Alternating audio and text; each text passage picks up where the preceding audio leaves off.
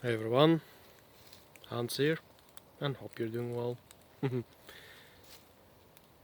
Two words have been on my mind before I made this video. Something that someone wished to me. Be safe. It's sweet. It's very motherly, very loving. But am I making this video just to emphasize that alone? No, of course not. But it's me, right? I got to think about stuff. When someone says to me, be safe, I take that as a compliment because it means that they want to keep me around, right? Want me to stay around, and it usually entails that it's for them to do well by myself.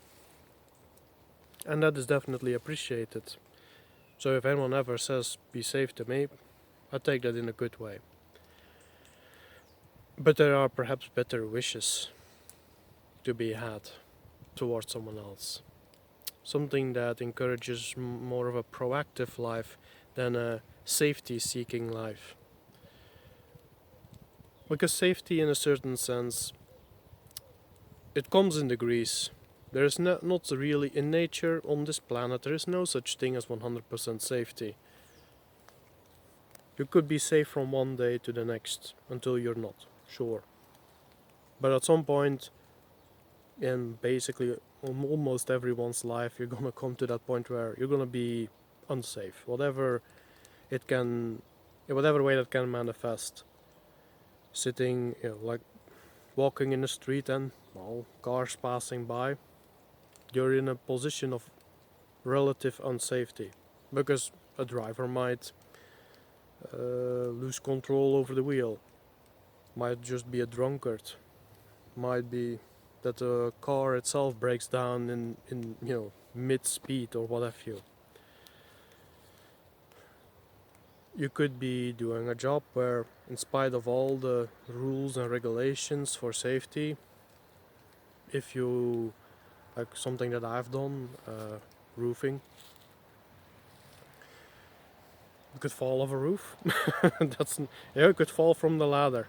I've been there actually, but I was lucky that day. Something was looking out for me, or what have you. Not going to go into it too much, but these things happen. To be safe and to wish that onto someone, it's a sweet thing. But is that what society needs right now? Is where I'm getting at. Has society ever needed everyone to be safe? And that does not mean that you need to be reckless with your own life. Doesn't mean that you need to be reckless with other people's lives. That's a different story altogether. But you have to be daring. Isn't that a little bit more important? You have to dare to do things. You have to dare to achieve things. And in this life, on this world that this beautiful green blue ball, for as long as it's allowed to be, I suppose, there are all kinds of calculated risks one should take to achieve something, to do something with life, to improve oneself, and to perhaps also do something for those around you, right? That's what we like, I think. Very masculine attitude, right? It's a bit more feminine to want to be safe. Like a bit of a, what do you call that? A kindergarten sort of thing. The feminine should want safety, because that creates an environment where children can be raised in. That is natural, that's healthy, that's sweet, motherly, as I said. Very good, excellent. But I'm missing something. I'm missing the masculine. I'm missing the point where the feminine should understand that sometimes it's the masculine that should come first, and first temporarily.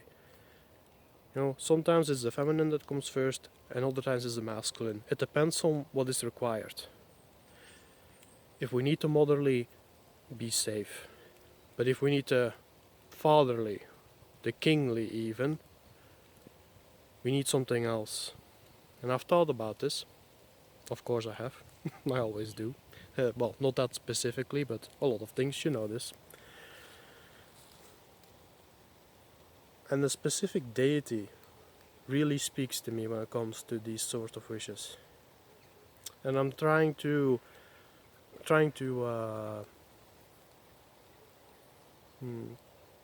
remind myself to say that these days. It's one of the things this year that I'm going to try to do more and more. So remind me if I make that mistake. Or if I should learn better to say. I should learn to use what I'm about to say more often. Which is to wish to someone to be bold and vigilant.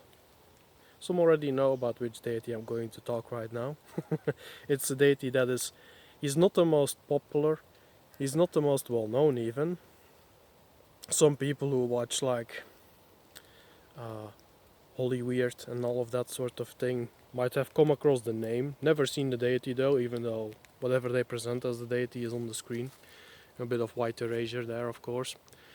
What else is to be expected for now?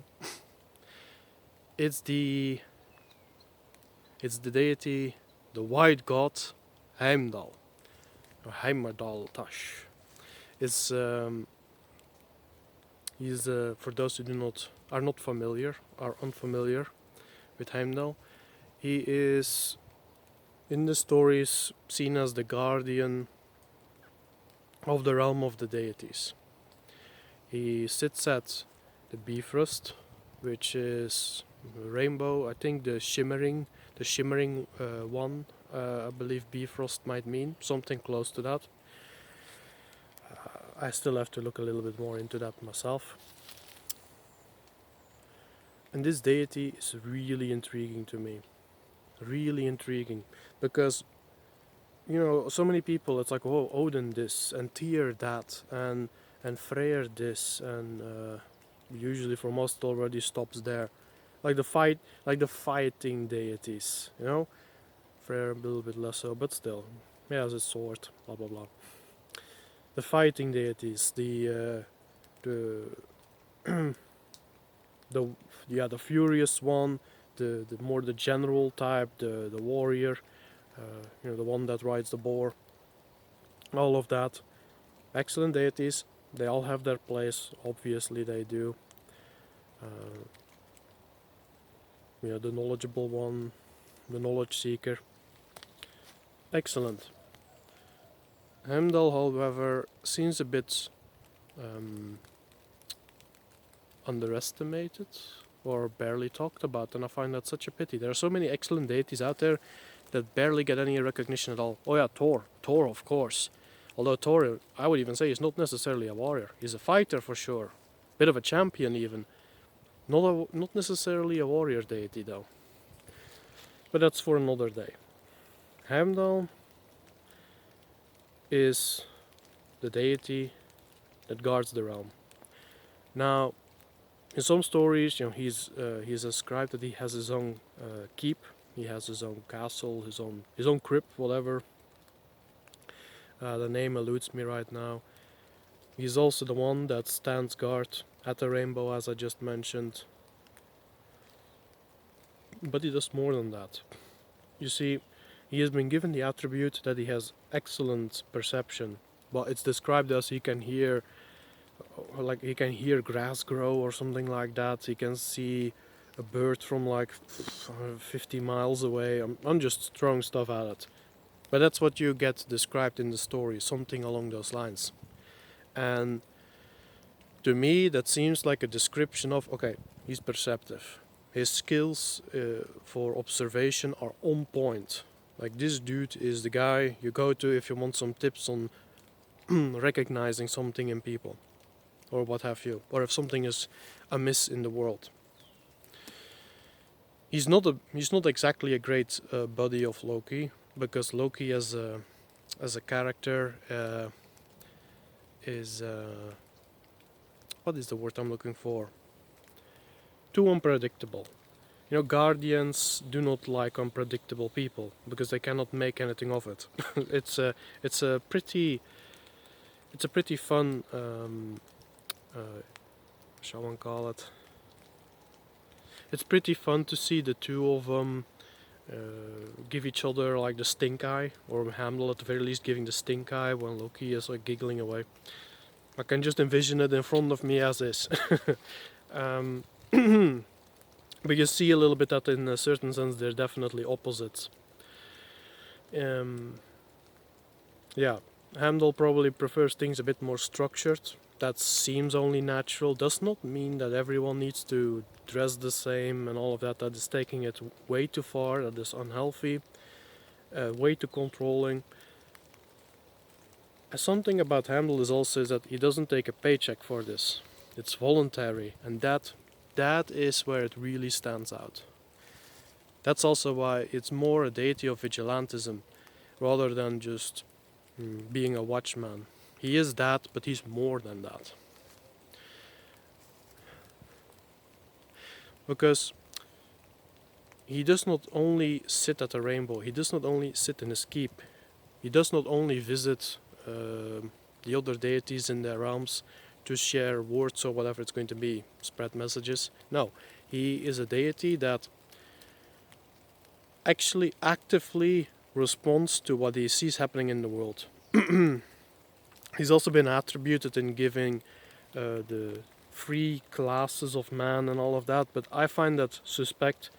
I think that is a warping of an original tale, or the meddling of those who wanted to rewrite stories to create societies that are more, that give the people at the top more power and keep the people below fighting with each other. That is not what a guardian deity would do, because his entire purpose is to protect, right? And genuine protection is in, you get to live your life as you see fit. I'll keep an eye on things, going fine. Oh yeah, maybe to revisit, Hamdall and Loki do duke it out with each other, at least on one occasion, perhaps two.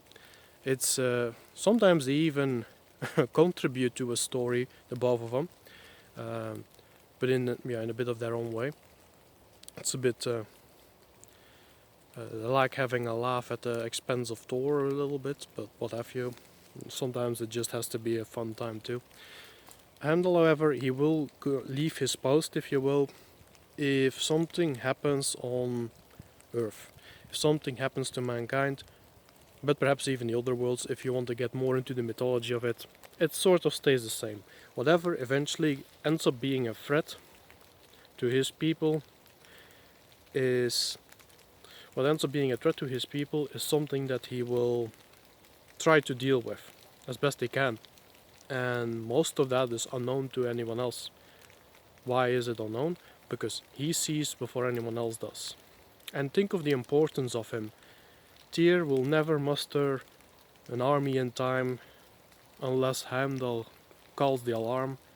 Odin will perhaps be knowledge seeking, if you will, but will he be going to the right places if he doesn't have Heimdall to let him know, hey, there is this and that and so going on.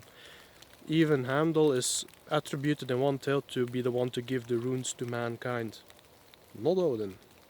So, yeah, Heimdall probably gave us the runes instead, in the writings, right? Odin picked them up, Odin shared them with Heimdall, and Heimdall's like, we're gonna give it to everyone, that's fair. And very generous, right? Didn't need to happen, so to say. So from that, at least I would say that this is like a genuine guy who wants to do the right thing for people and wants to look out for them. And because it's voluntary, well, how much more does he need? Again, he has a nice place, so people probably still give him something for it, right? Hey, because you look out for us so well, here's a castle. So perhaps that's pretty generous, I would say. Pretty nice, pretty sweet. But you got to reward your heroes, not only punish the criminals. And that is something that society perhaps also could do well in learning.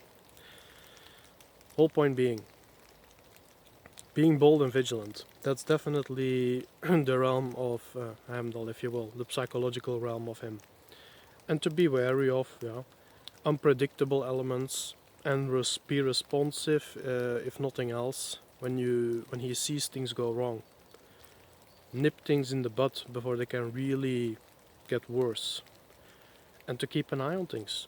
And that is something that anyone can do in his own way. You do not need to be some golden god or what have you. Just taking care of your immediate environment, right? Handle, and also to revisit the term, got to look out for number one. I think that Handel does that. He has his horn on his side. He has his equipment. He has his training, if you will. He has his experiences at some point. Just looking out for number one. Handel is that perfect example, though, that after you do that, you look out for those around you that you care about. You do not even need to like everyone, because even Loki enjoys the protection that Heimdall offers, right?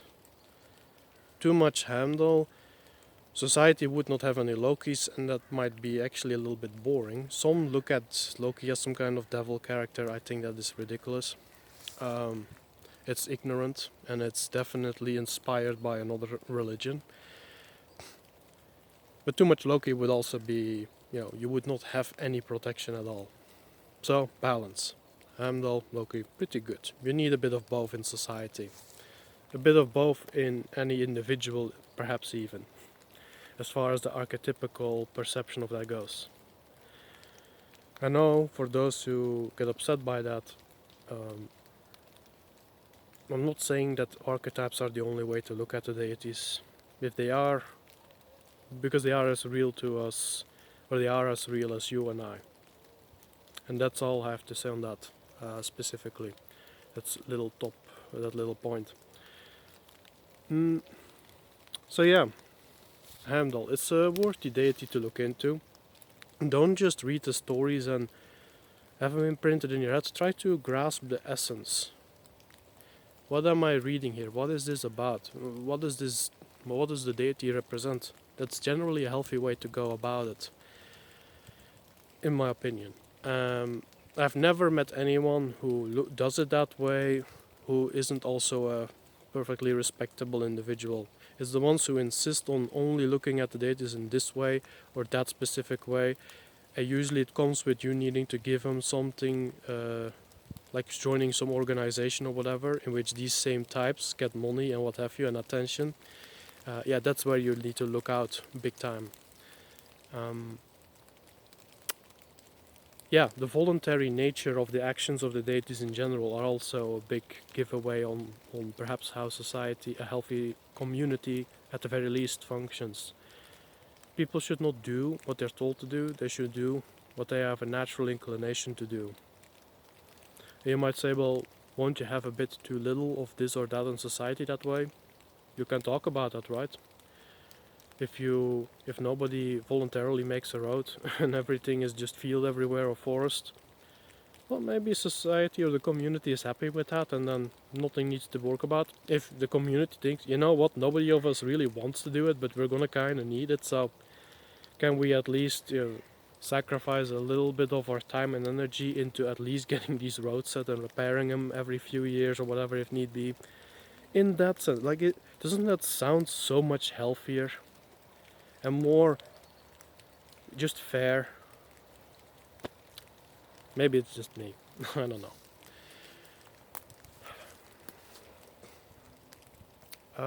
Is there anything else?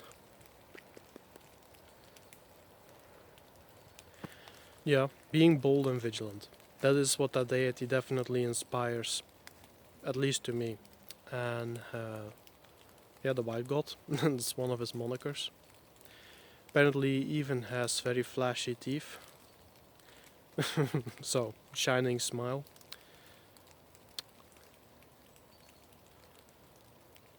Not that that has much to do with anything. Maybe he uses that shine as some kind of flashlight when he's in dark places. So the whole point of that being is, I think by bringing up this deity, maybe you want to read into that a little bit. It's up to you if it interests you. Definitely speaks that our ancestors understood some of this already on a psychological level. I do, the whole idea that our ancestors were somehow less intelligent than us because they had less technology, I think that's unfair. It's a very ignorant statement and perhaps even a cope for some types. because they had to do far less with far harder surroundings, if you will. Yeah, with far harder surroundings, so make of that what you will. I do not think that you had an easier time surviving than today. Might change, who knows. And we're gonna get our taste of well, what have you. Not gonna get into that.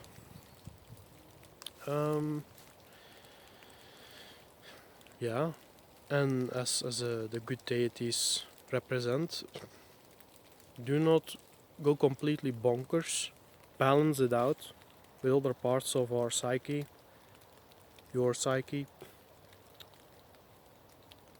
But if you have in yourself this inclination, like you are daring, you have a daring nature, to be vigilant, to keep an eye out on, doesn't need to be society as a whole, that's fine. Look at the entire world if you can do it.